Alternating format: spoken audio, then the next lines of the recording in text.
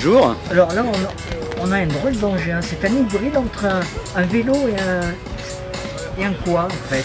Et c'est un hybride entre un vélo et un stepper à vrai dire. C'est-à-dire que la base c'est un vélo et le fonctionnement c'est comme si on était sur un step.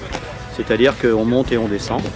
Donc c'est un vélo qui a été fait pour la rééducation et qui est beaucoup utilisé en rééducation sportive et qui a été détourné pour la balade, pour le tout-terrain suivant les modèles.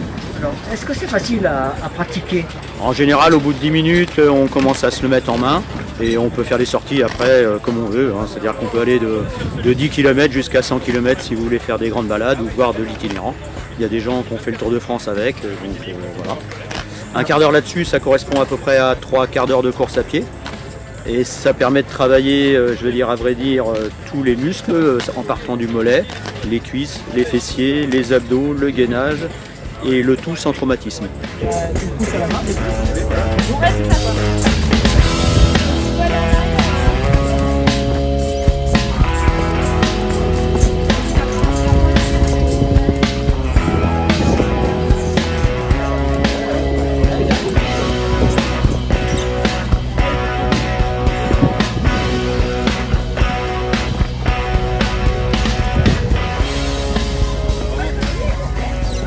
Donc là on a deux chaînes primaires qui sont donc pour les plateaux qui sont indépendants, dont une qui est greffée avec le plateau principal pour entraîner la roue.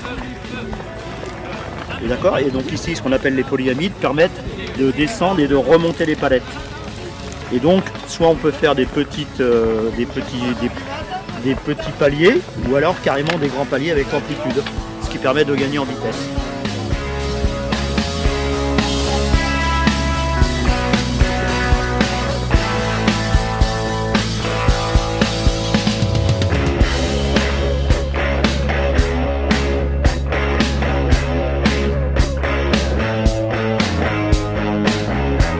Alors, est-ce que n'importe qui peut accéder à ce type de vélo? Alors bon, n'importe qui n'a pas vraiment de grosses pathologies compliquées, mais en principe tout le monde peut passer. Pour les enfants, c'est à partir de 12-13 ans ou voire 1m40.